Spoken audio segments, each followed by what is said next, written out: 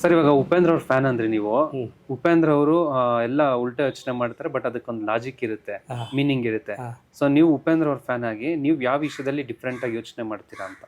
Sir, Upendra ಅವರು ಬಂದಿದ್ದು starting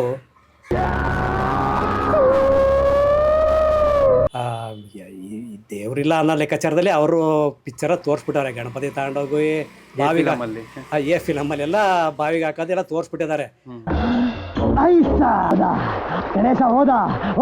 ಅವರು ಆಮೇಲೆ ಮಾನಸಿಕವಾಗಿ ಹೇಳಿಲ್ಲ, ಅಷ್ಟು ಹೇಳೋಕ್ಕಾಗಲ್ಲ ಅವರು. ಯಾಕಂದರೆ ಒಬ್ಬ ಸೆಲೆಬ್ರಿಟಿ ಅಂದಮೇಲೆ ಆ ರೀತಿ ಎಲ್ಲ ಹೇಳೋಕ್ಕಾಗಲ್ಲ.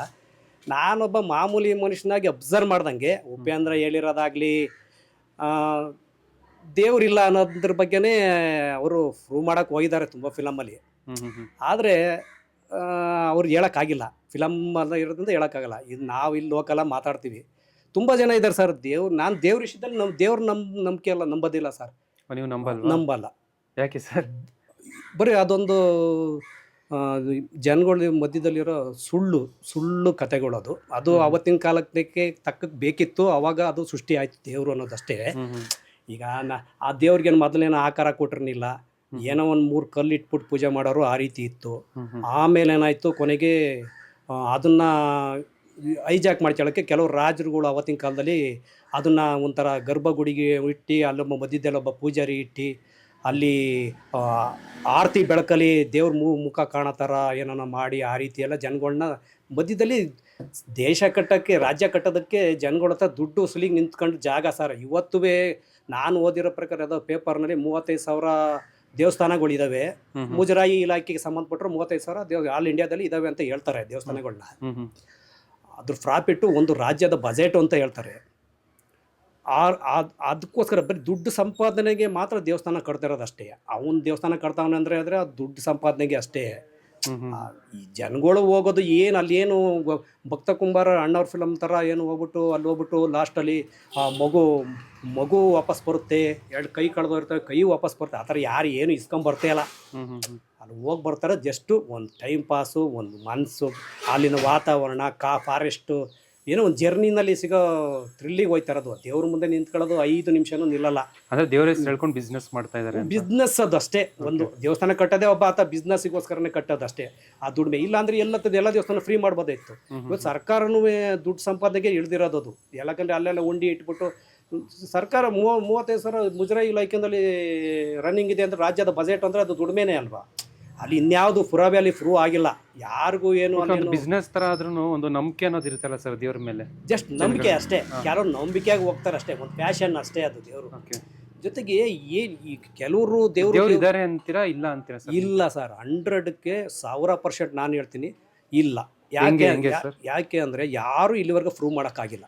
ನಾನೇನು ಅನ್ಯಗ್ರಹ ಜೀವಿ ಅಲ್ಲ. ನಾನು ಇಲ್ಲೇ ಕೆಲವು ದೊಡ್ಡ ವ್ಯಕ್ತಿಗಳು ಮಾತಾಡೋರನ್ನ ನಾನು ಅಬ್ಸರ್ವೇಷನ್ ಮಾಡಿ ನಾನು ಆ ತೀರ್ಮಾನಕ್ಕೆ ಬಂದಿರೋದು. ನಾನು ತುಂಬ ವರ್ಷ ದೇವ್ರು ಇದನೋ ಇಲ್ವೋ ಅನ್ನೋ ಕನ್ಫ್ಯೂಸಲ್ಲೇ ಒದ್ದಾಡಿ ಕೊನೆಗೆ ಕ್ಲಾರಿಫೈ ಸಿಕ್ತು, ದೇವ್ರಿಲ್ಲ ಅನ್ನೋದು ಪ್ರೂವ್ ಆಯಿತು. ಯಾಕೆಂದರೆ ದೊಡ್ಡ ವ್ಯಕ್ತಿಗಳೇ ದೇವ್ರ ಬಗ್ಗೆ ಒಂದು ಸೊಲ್ಲೆತ್ತಿಲ್ಲ. ಯಾರೇ ಆಗಲಿ, ಈಗ ಅಂಬೇಡ್ಕರ್ ಆಗಲಿ, ಅವ್ರು ಹೇಳ್ತಾರೆ ದೇವ್ರಿಲ್ಲ ಅಂತಲೇ. ಅವರು ನನ್ನ ಅಭಿಪ್ರಾಯ ಅಂತ ಅಂಬೇಡ್ಕರ್ ಹೇಳ್ಕೊತಾರೆ. ಏನಂತ, ನನ್ನ ಅಭಿಪ್ರಾಯ ಹೇಳ್ತಾ ಇದ್ದೀನಿ, ದೇವ್ರಿಲ್ಲ. ದೇವ್ರು ಇರೋದೇ ಆಗಿದ್ದಿದ್ರೆ ಈಗ ಗಾಳಿ ನಮ್ಮ ಕಣ್ಣಿಗೆ ಕಾಣಲ್ಲ, ಆದರೂ ಸ್ಪರ್ಶದಿಂದಲಾರೂ ನನಗೆ ಗಾಳಿ ಇದೆ ಅನ್ನೋದು ಗೊತ್ತಾಗುತ್ತೆ. ಹಂಗೆ ದೇವ್ರು ಇದ್ದಾನೆ ಅನ್ನೋದಕ್ಕೆ ಯಾವ ಪುರಾವೆನೂ ಇಲ್ಲವೇ ಇಲ್ಲ. ಇವೆಲ್ಲ ಜಾತಿ ಅದನ್ನೆಲ್ಲ ಎತ್ಕಟ್ಟಲಿಕ್ಕೆ, ಉಳಿಸ್ಕೊಂಡು ಹೋಗ್ಲಿಕ್ಕೆ ಇದೆಲ್ಲ ಕಟ್ಟಿದ್ದು ದೇವರು. ನಿಮ್ಮ ಶಾಪ, ನಿಮ್ಮ ಕರ್ಮ, ಅದು ಅಂತ ಉಳಿಸೋದಕ್ಕೋಸ್ಕರ ಮಾಡಿದ್ದು ಅಂತ ಇದೆಲ್ಲ ಮಾತಾಡೋದೆಲ್ಲ ಕೇಳಿದ್ದೀನಿ. ನಾನು ತುಂಬ ಜನದ ಹತ್ರ ಚಾಲೆಂಜ್ ಮಾಡ್ತೀನಿ. ಹೆಂಗೆ ಚಾಲೆಂಜ್ ಮಾಡ್ತೀನಿ ಅಂದರೆ, ಈಗ ವಿವೇಕಾನಂದ, ಬಸವಣ್ಣ, ಆಮೇಲೆ ಅಂಬೇಡ್ಕರ್, ಆಮೇಲೆ ಬುದ್ಧ, ಇವರು ಎಲ್ಲಾದರೂ ಒಂದು ಲೈನು, 1000 ಬುಕ್, ಲಕ್ಷಾಂತರ ಬುಕ್ಗಳು ಬರೆದಿದ್ದಾರೆ. ಒಂದೇ ಒಂದು ಲೈನಲ್ಲಿ ನನಗೆ ಈ ದೇವ್ರು ಇದ್ದಾನೆ ಅನ್ನೋದನ್ನ ಒಂದು ಲೈನ್ ತೋರ್ಸೋಕ್ಕೆ ಸಾಧ್ಯ ಯಾರ ಕೈಲಾರು. ದೊಡ್ಡ ವ್ಯಕ್ತಿಗಳು ಅವರೇ ಸಹ ಯಾವತ್ತೂ ದೇವ್ರು ಇದ್ದಾನೆ, ನೀವು ಕೈ ಮುಖ ಕೂತು ಎಲ್ಲ ಬಂದ್ಬಿಡುತ್ತೆ ಅಂತ ಏನು ಹೇಳಿಲ್ಲ. ನೀವು ಕಾಯಕ್ಕೆ ಕೆಲಸ ಮಾಡಿ ಅಷ್ಟೇ, ನಿಮ್ಗೆ ಎಂಥದ್ದು ಬೇಡ, ಮೈಕಟ್ಟು ಚೆನ್ನಾಗಿ ಇಟ್ಕೊಳ್ಳಿ, ಆರೋಗ್ಯವಾಗಿರಿ ಅಂತ ವಿವೇಕಾನಂದ ಅವರೆಲ್ಲ ಅದೇ ಹೇಳಿದ್ದು. ಅವ್ರು ದೇವ್ರ ಬಗ್ಗೆ ಏನು ಸೊಲ್ಲೆ ಎತ್ತಲಿಲ್ಲ. ದೇವ್ರು ಇದ್ದಾನೆ ಅಂತಲೇ ಹೇಳಿಲ್ಲ ಅವರು. ಎಲ್ಲಿ ಹೇಳಿದ್ದಾನೆ ದೇವ್ರು ಇದ್ದಾನೆ ಅಂತ? ಯಾರು ಪರಮಹಂಸ ಆಗಲಿ, ಎಲ್ಲಿ ಒಂದು ಲೈನ್ ತೋರಿಸ್ಬಿಡ್ಲಿ, ಯಾರು ಪ್ರೂವ್ ಮಾಡಿಬಿಡ್ಲಿ. ಅವರು ದೊಡ್ಡ ವ್ಯಕ್ತಿಗಳು. ಮಹಾತ್ಮ ಗಾಂಧಿನೂ ಸಹ ಎಷ್ಟೋ ಸರಿ ಹೇಳಿದ್ದಾರೆ, ದೇವ್ರು ಇದಾನೋ ಇಲ್ವೋ ಗೊತ್ತಿಲ್ಲ, ಆದರೆ ಸತ್ಯ ಅನ್ನೋದು ಭೂಮಿ ಮೇಲೆ ಐತೆ ಅಂತ ಹೇಳಿದ್ದಾರೆ. ಹಂಗಾಗಿ ದೇವ್ರು ಇರೋಕ್ಕೆ ಸಾಧ್ಯನೇ ಇಲ್ಲ. ಅದು ಅವ್ರ ಇನ್ನೊಂದು ಏನು ಗೊತ್ತಾ ಸರ್, ಮನುಷ್ಯನಲ್ಲಿ ಒಂದು ಈಗ ಕೆಲವರು ಹೇಳೋ ಪ್ರಕಾರ ಒಂದು ಮನುಷ್ಯನಿಗೆ ಒಂದು ಸೈಕೋ ಮೆಂಟಾಲಿಟಿ ಇದೆ. ಸೈಕೋ ಮೆಂಟಾಲಿಟಿ ಅಂದರೆ ಹೆಂಗೆ ಅಂದರೆ ಹುಚ್ಚುತನ. ಅದು ಹೆಂಗೆ ಅಂದರೆ, ಈಗ ನಾನು ಬೆಳಗ್ಗೆ ಎದ್ದು 5 ಗಂಟೆಗೆ ಒಂದು ಸಿಗರೇಟ್ ಸೇರ್ತೀನಿ ಅಂದ್ಕೊಳ್ಳಿ, ಅದು ನಾಳೆ ಬೆಳಗ್ಗೆ ಸಿಗರೇಟ್ ಬೇಕು ಅನಿಸುತ್ತದೆ ಅದೇ ಟೈಮಿಗೆ. ಇನ್ನು ಅದು ಅವನಿಗೆ ದಿವಸ ಬೇಕು, ಅದೇ ಟೈಮಿಗೆ ಬೇಕು, ಅದಕ್ಕೆ ಟೈಮಿಗೆ ಸಿಗರೇಟ್. ಆಮೇಲೆ ಒಂದು ಟೀ ಕುಡಿತೀನಿ ಅಂದ್ಕೊಳ್ಳಿ, ಅದು ಟೀ ಅದೇ ಟೈಮಿಗೆ ಟೀ ಕುಡಿಸುತ್ತದು, ಬೇಕು ಟೀ ಒಂಥರ ಮೈಂಡು ಅಲ್ಲಿಗೆ ಅಂಟಿಕೆ ಬಿಡುತ್ತದು. ಆಮೇಲೆ ಸಾಯಂಕಾಲ 5 ಗಂಟೆಗೆ ನಾನು ಎಣ್ಣೆ ಕುಡಿತೀನಿ ಅಂದ್ಕೊಳ್ಳಿ, ಎಣ್ಣೆ ಅದು ಅಂಟಿಕೆ. ಹಿಂಗೆ ಒಂಥರ ಅಡಿಟ್ ಒಂಥರ ಮನುಷ್ಯ ಯಾವುದಕ್ಕೆ ಹೋಗ್ತಾನೆ ಅದಕ್ಕೆ ಅಡಿಟ್ ಆಗ್ತಾನೆ ಅಷ್ಟೇ. ಅಡಿಟ್ ಅದು ಹಂಗೆ. ಈ ದೇವ್ರ ವಿಷಯದಲ್ಲೂ ಅಡಿಟ್ ಅಷ್ಟೇ ಅದು, ಅಡಿಟ್. ನಾನು ಬೆಳಗ್ಗೆ ನಾನು ಇವತ್ತು ದೇವ್ರ ಪೂಜೆ ಮಾಡಲಿಲ್ಲ ನಾನು ನೋಡಿ, ಅದಕ್ಕೆ ಇವತ್ತೆಲ್ಲ ಬೆಳಗ್ಗೆ ಎಲ್ಲ ಮೂಡೇ ಇಲ್ಲ, ಅಪ್ಸೆಟ್ ಆಯ್ತಿದೆ. ಈ ವರ್ಷ ನಾನು ಧರ್ಮಸ್ಥಳಕ್ಕೆ ಹೋಗ್ನಿಲ್ಲ, ತಿರುಪತಿಗೆ ಹೋಗ್ನಿಲ್ಲ, ಅದಕ್ಕೆ ಈ ವರ್ಷ ನನಗೆ ಇದಾಯ್ತದೆ. ಒಂಥರ ಅವನಿಗೆ ಒಂಥರ ಮೆಮೊರಿ, ಒಂಥರ ಅವನಿಗೆ ಇದು ಕಾಡುತ್ತೆ ಅಷ್ಟೇ. ಅದು ಅಡಿಟ್ ಆದಂಗೆ. ಈ ಕೆಲವರು ಹೆಂಗೆ ಅಡಿಟ್ ಮಾಡಿಸ್ತಾರೆ ಅಂದರೆ, ಈ ಶಾಸ್ತ್ರ ಹೇಳೋರು ಇವರೆಲ್ಲ 15 ದಿವಸ ಹಾಲು ಮರ ಸುತ್ತಬಿಡು ಅಂತ ಹೇಳ್ತಾರೆ. 15 ದಿವಸಕ್ಕೆ ಅವ್ನು ಸುತ್ತ ವರ್ಷದಲ್ಲಿ ಅಡಿಟ್ ಆಗ್ಬಿಟ್ಟಿರ್ತಾನೆ ಅವನೊಂಥರ ಅಡಿಟ್ ಆಗ್ಬಿಟ್ಟಿರ್ತಾನೆ. ಹಂಗೆ ಅಡಿಟ್ ಮಾಡಿಸ್ತಾರೆ ಅಷ್ಟೇ. ಅದರಲ್ಲಿ ಅಡಿಟ್ ಅಷ್ಟೇ, ಇನ್ನೇನು ಇಲ್ಲ. ಅದರಲ್ಲಿ ದೇವರು ಯಾವತ್ತೂ ಬಂದೂ ಇಲ್ಲ, ಇವನಿಗೆ ಏನು ಕೊಟ್ಟೂ ಇಲ್ಲ, ಇವನಿಗೇನು ಕಾಲು ಸರಿ ಮಾಡಿಲ್ಲ, ಏನು ಕ್ಯಾನ್ಸರ್ ಏನು ಹೋಗ್ಸಿಲ್ಲ, ಏನು ಇಲ್ಲ, ಪುರಾವೆ ಇಲ್ಲ, ಸಾಕ್ಷಿನೇ ಸಿಕ್ಕಿಲ್ಲ ಇಲ್ಲಿವರೆಗೆ. ಯಾರೋ ವರ್ಷ ಡ್ರಾಮಾ ಆಡ್ಬೋದು ಸುಮ್ಮನೆ ಅದು ಇದು ಅಂತ ಹೇಳ್ಬಿಟ್ಟು. ಹಂಗೆ ದೇವರು ಇರೋಕ್ಕೆ ಸಾಧ್ಯನೇ ಇಲ್ಲ. ಅವತ್ತಿನ ಕಾಲದಲ್ಲಿ ಫಾರೆಸ್ಟ್, ಈ ಕಣ್ಣಿಗೆ ಮರ ಸಕ್ತ ಮರನೇ ದೇವರು, ಅದು ದೇವರು ಅಂತ. ಈಗ ಅಗ್ನಿಶ್ರೀಧರ ಒಂದು ಅಗ್ನಿಶ್ರೀಧರ್ ಇದಾರಲ್ಲ, ಅವ್ರು ದೊಡ್ಡ ಪತ್ರಕರ್ತ, ಅವರೇ ಹೇಳಿದ್ದಾರೆ ಒಂದ್ಸಲಿ, ದೇವ್ರು ಯಾಕೆ ಅಷ್ಟು ಎದುರಬೇಕು, ಸಾವಿರಾರು ಜನ ಎದುರುಗಡೆ ಬರಬೇಕಲ್ಲ, ಬಂದು ಮಾತಾಡ್ಬೇಕಲ್ಲ. ಯಾರಿಗೂ ಒಬ್ಬರಿಗೆ ದೇವರು ಕನ್ಸಲ್ಲಿ ಬಂದರು, ಅಲ್ಲಿ ಬಂದರು, ಇಲ್ಲಿ ಬಂದು ಯಾಕೆ ಹೇಳ್ಬೇಕು, ಯಾಕೆ ಇದು ಮಾಡ್ತಾನೆ ದೇವರು? ಯಾಕೆ ಅಷ್ಟೊಂದು ಭಯನಾ ದೇವರಿಗೆ ಜನಗಳು ಎದುರುಗಡೆ ಬರೋದಕ್ಕೆ?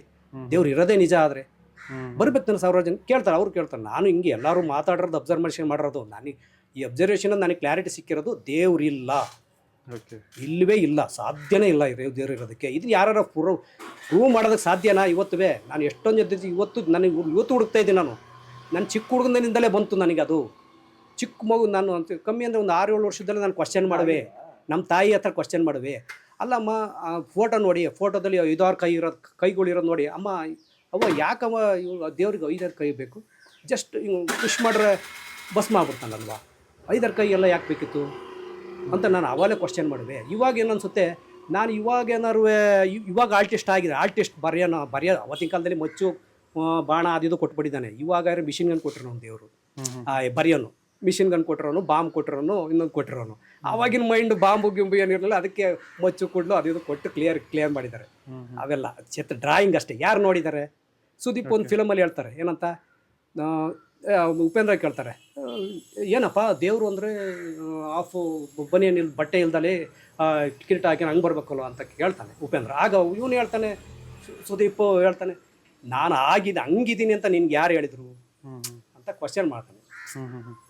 ಹಂಗೆ ಅವೆಲ್ಲ ಇಲ್ಲ ಸರ್, ಎಲ್ಲಿ ಸಾಧ್ಯನೇ ಇಲ್ಲ. ನನ್ನ ಪ್ರಕಾರ ಸಾಧ್ಯ ಇಲ್ಲ. ದೇವ್ರು ಇಲ್ಲ, ಇಲ್ಲವೇ ಇಲ್ಲ, ಸಂಬಂಧನೇ ಇಲ್ಲ ಅದು. Okay, thank you.